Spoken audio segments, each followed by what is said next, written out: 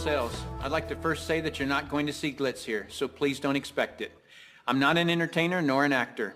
I've created this video as a tool designed to educate people about a business concept that works, for people who are willing to put 100% of themselves into something.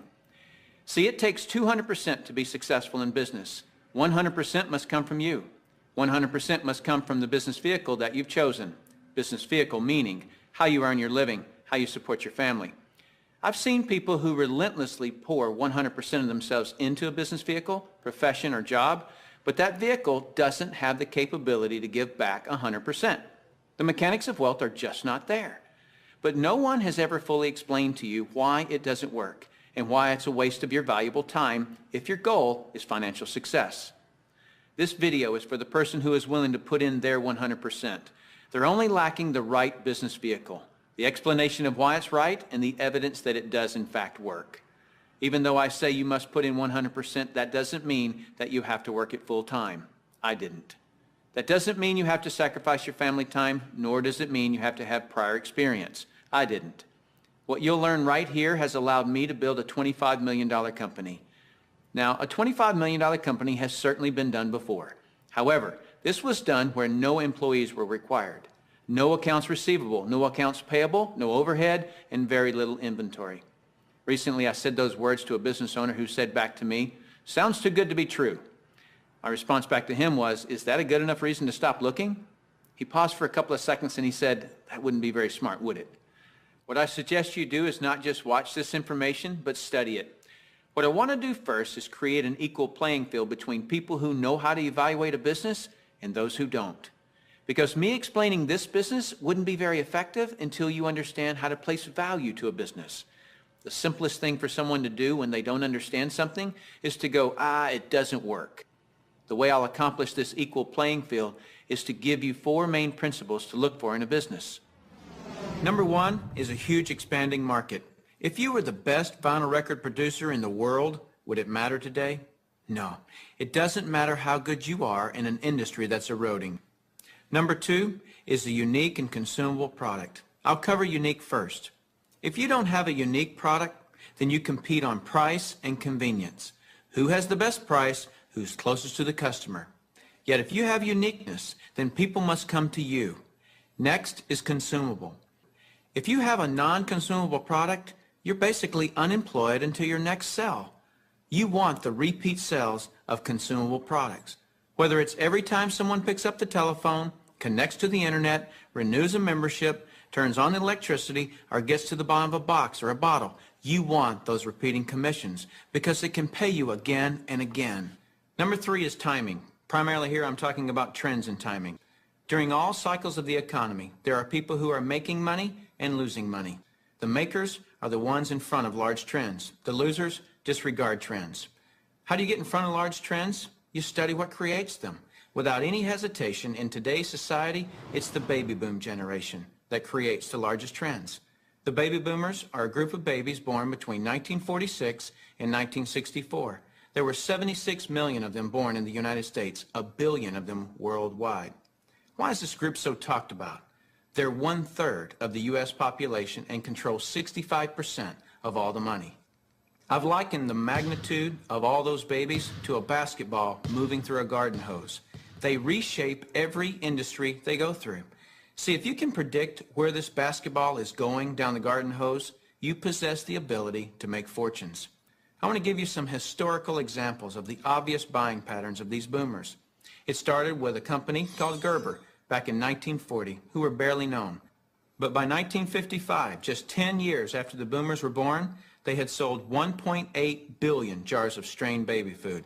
As the boomers took their first steps, it was Buster Brown and Kenny Shoes. When the boomers went out to play, Mattel and Hasbro got rich providing toys to this young group.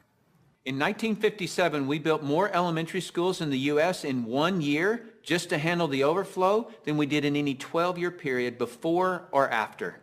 As the boomers went through their teens, Dairy Queen, McDonald's, Kentucky Fried Chicken became billion-dollar companies feeding the boomers. When the boomers moved through their 20s and 30s, which was in the mid-70s, what was the industry to be in?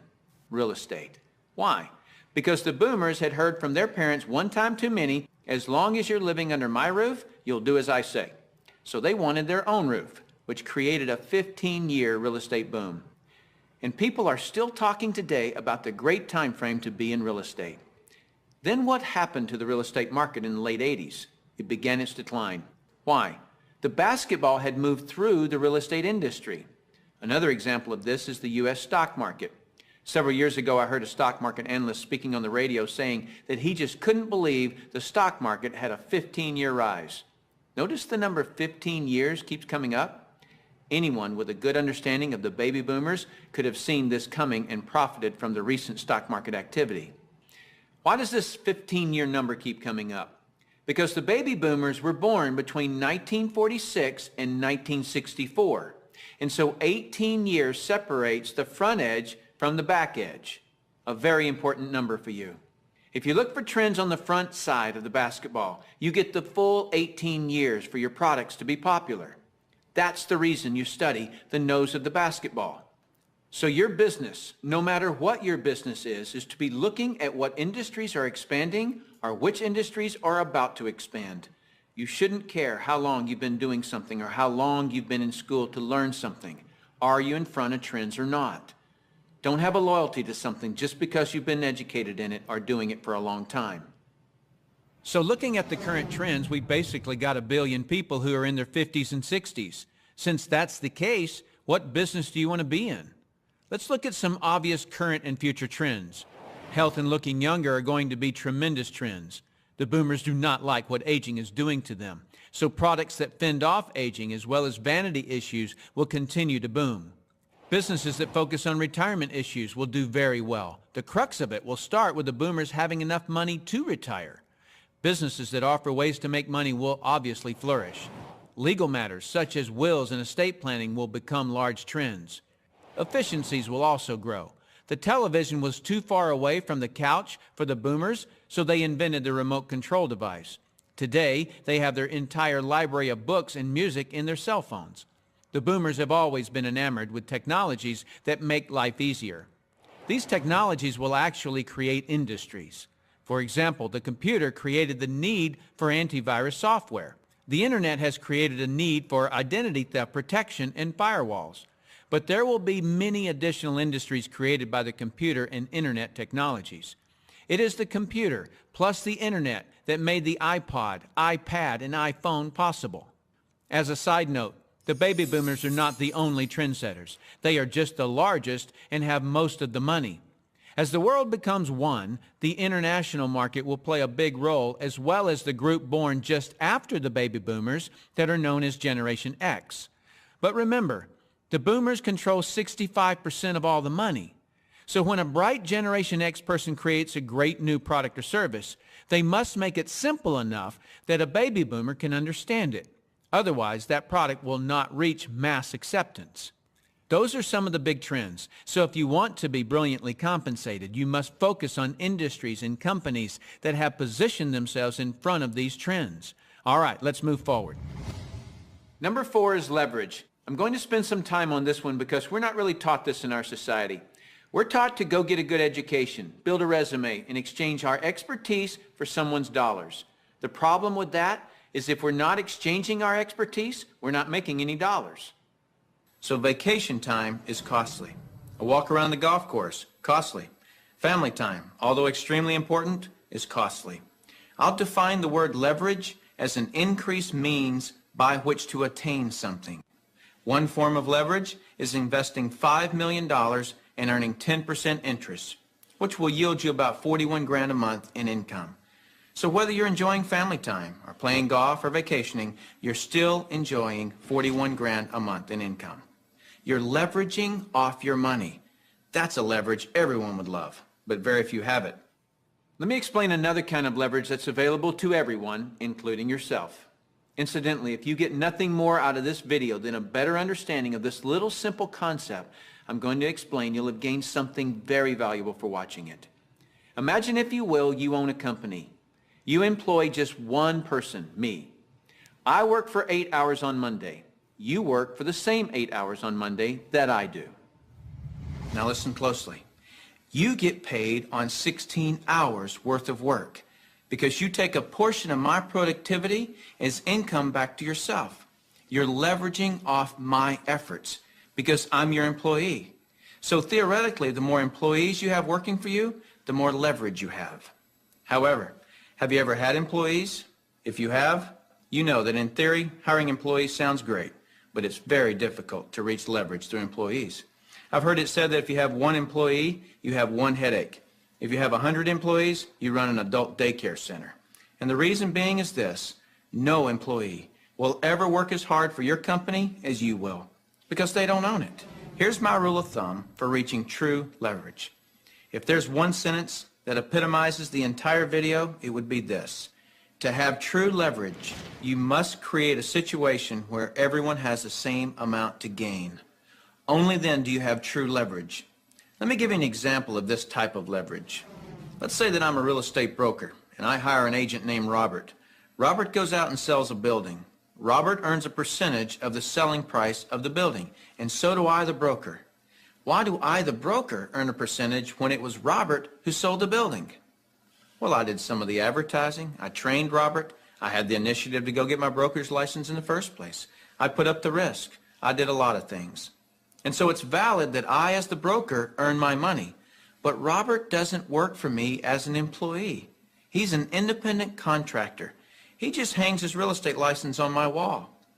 My point here is the broker and the agent have the same amount to gain from the sale of the home. It is totally in the agent's interest to earn more money, which is a form of leverage for the broker. There is a flaw in this leverage situation that I've shown you, and it's this: the broker can have multiple agents, but the agents cannot. The broker has leverage, the agents don't. Until the agents do what most brokers dread. What happens when I, the broker, have been real effective at teaching Robert to be a good agent? What's Robert going to want to do in a couple of years? Be his own broker, right? Is this good for me, the broker? No, because as soon as he becomes a broker, two bad things happen to me. Number one, he breaks away from me and I lose him as an income source. And two, worse than that, he's now my competitor that I trained. He knows all my good stuff. By the way, this doesn't just happen in the real estate industry. It happens in practically every industry. Have you ever heard the expression, "I'm just going to work there for experience"? What does that mean? It means I'm going to strip them of their knowledge and then go do it myself. If you're a business owner, how many people have you trained who are no longer working for you? How many people have you trained to be your competitors? Well, this gets worse. Let's say that Robert is now a broker right down the street. What will he do now that he's a broker? He'll go out and hire his own agents. And let's say one of those agents is Linda. Linda also eventually wants to be a broker. So she becomes a competitor to me that I indirectly trained, as well as Robert, who I directly trained. And this continues on and on. I actually created a chain of competitors that I trained. What if we did a whole paradigm shift? Here's where this becomes brilliant. Let's say instead I'm going to empower Robert to become a broker. I want him to become a broker from day one. See, the only way that you or I can retain a leader is provide him or her with the same opportunity for growth that we have. Hence, an opportunity where everyone has the same amount to gain. So from day one, I'm going to encourage Robert to be a broker. And when he does, he doesn't break away from me and become my competitor. He shifts from agent to broker, which now allows him to sponsor his own agents. Now, to create an incentive for me, the broker, to always help Robert and his agents, I'm still going to earn a percentage of what he and his agents sell. And shouldn't I? I trained him. I put up the risk and all those reasons I mentioned earlier. Now, the percentage I earn from Robert and his organization should be a lot smaller than when he was an agent, but I should still earn a percentage. That's my incentive to keep working with them. Now, some people look at this and say, gosh, isn't that one of those pyramids? And what's the perception of a pyramid? People at the top making all the money and the people down below do all the work, right? Isn't that the perception of a pyramid? Let me explain why this is not a pyramid and why people at the top don't necessarily make all the money. Let me just make a quick point before I discuss the pyramid issue. It's not the geometric shape that people have a problem with. This geometric shape is probably the shape of your family tree, the shape of our government. To the architect, it's the strongest structure known to man. Every organizational structure in the world is this shape. So the shape isn't the problem. However, that perception, people at the top earn all the money, let me illustrate that for you. Here's a typical corporation. At the top, you have a CEO, which stands for Chief Executive Officer. Does the president earn more money than the CEO? Not normally. How about below the president? Do any of the vice presidents earn more money than the president? No. Let me ask this question, and I want you to really think about it. What would happen if some of the vice presidents of a corporation made more money than the president? Really, what would happen? Talk about total confusion. This whole process is called delegation. Each level of the corporation earns less income. The reason the president can tell the vice president what to do is because they make more money. So the corporate structure is people at the top making the majority of the money, and the people at the bottom do not. The CEO of any corporation earns off the productivity of, or is leveraged off of, everyone in his or her corporation. Whether that CEO personally hired every employee or someone else in the company hires them. So the CEO, and only the CEO, earns on multiple levels of his or her company. And the model that I'm suggesting as being brilliant is where you, the individual, are given that same opportunity to earn on multiple levels of brokers and agents, just as the CEO of a corporation is. From here on, I'll refer to this form of marketing as network marketing. In network marketing, you, the individual, are given the opportunity to earn off the productivity of the people in your organization, whether you personally sponsor them or someone in your organization sponsors them. Remember that I said to reach true leverage, you must create a situation where everyone has the same amount to gain. Well, that's what I just described. Here's what makes the network marketing structure the absolute fairest structure available. In most network marketing companies, everyone can earn a certain number of levels deep of the organization they build. Everyone in the company can earn that same number of levels deep, like maybe 4 levels deep or 6 levels deep. Let's say we use 4 levels. So if you build an organization to be more productive, then you would earn more money than I would, even if you were in my organization. In the example shown, you would earn on 3 levels I couldn't reach, because everyone gets the same number of levels. There are people in my organization right now that earn more money than I do. Do you know what I call that? Fair. Shouldn't it be that way? I mean, take any structure. Shouldn't the most productive person in that structure make the most money? Now I'd like to show you an interview that I did a few years ago with Dr. Charles King, who holds a PhD from Harvard and is a professor of marketing at the University of Illinois at Chicago, who actually teaches network marketing at the university. Dr. King, we're delighted to have you here. I'm pleased to be here, Tim. Dr. King, could you tell us a little of your education and your business background? Tim, I'm a professor of marketing at the University of Illinois at Chicago. I got my bachelor's and master's degrees from the University of Texas in Austin, spent a tour of duty with the Exxon Corporation, and then returned to get my doctorate in business administration from Harvard University. More important to this discussion, over the last 6 years, I've been involved in doing research, teaching, and consulting in network marketing. So coming from such a conservative school, and I know you a little bit, and I know you to be very conservative, what caused you to look at network marketing to begin with?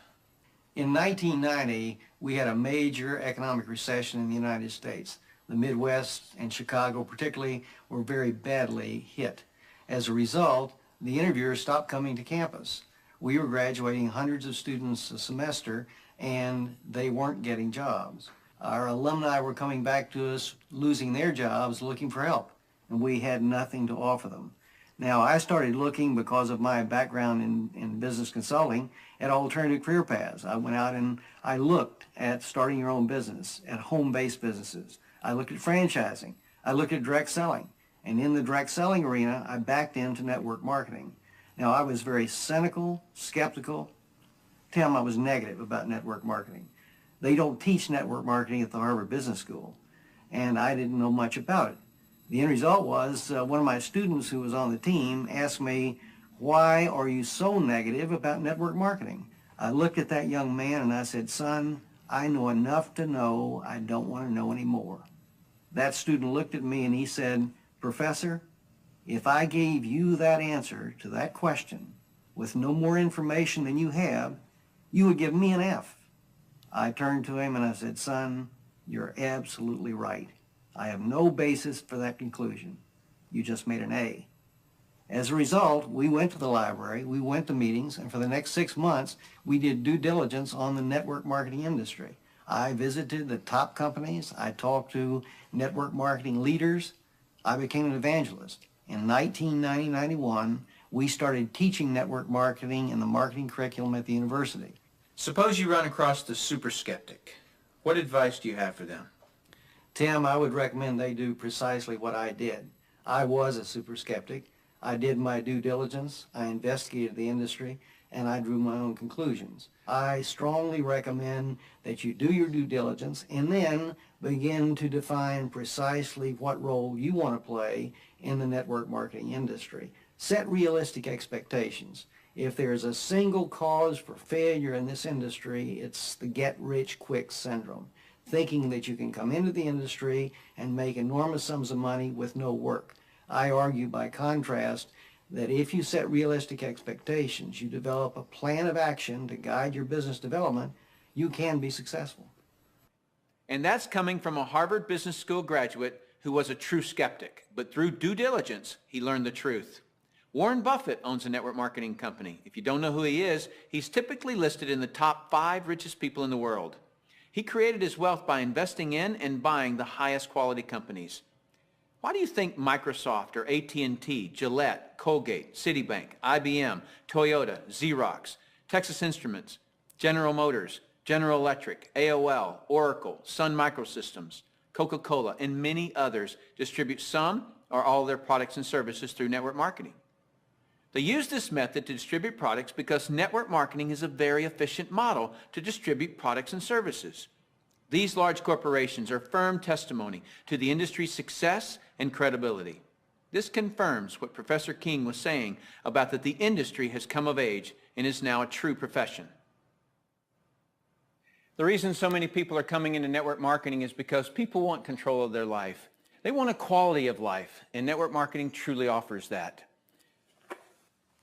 I hear people all the time complaining that they are too busy or don't have enough time. People act as though time owns them instead of them owning time. Have you ever noticed that there are people who, with 24 hours, earn $10,000 a year, and there are people in the same 24 hours who earn $10 million a year? Let me explain the difference. I've heard people say this phrase: "It's easier to just do it myself than try to get other people to do it." Whenever I hear that phrase, I know that person just nailed their feet to the floor. All they can do is expend their time, not invest their time. Here's a secret. Wealth is hidden from those who must do it all themselves. Wealth exposes itself to those patient enough to train others. When you understand the power of educating and empowering others so that you get more done, you're truly on your way to wealth. Now, with that understanding of the importance of training others so you get more done, look at network marketing, and you'll see why I call it brilliant compensation. In network marketing, what you teach and train others to do is duplicate what you do, which is to find and train others. This is actually multiplying you. That's why I say, next to your spiritual growth and your family, there is nothing in the world you can do that will reward you better than investing your time in network marketing. I'd like to cover one last thing in closing, which I feel is one of the most important points for you to fully understand the value of network marketing. Let me illustrate something to you that is so profound. What's the maximum number of hours you could work in a day? 24 hours, right? So if you didn't sleep all day, you could work 24 straight hours. What if you didn't sleep for a whole year? You could actually work 8,760 hours in 1 year. But that's the maximum number of hours you could work in a year. I have 56,000 people in my organization worldwide. Well, let's suppose that all 56,000 people work just 1 hour out of a year. 56,000 people times 1 hour each equals 56,000 hours of work that I'm being paid on. Well, for most people to earn on 56,000 hours of work, they'd have to work for over 6 Years, 24 hours a day without sleep to put in the same amount of hours that I could in 1 hour a year. Let me throw in something really ridiculous. Suppose all my 56,000 people worked 1 8-hour day in a year. 56,000 people times 8 hours is 448,000 hours I'm being paid on.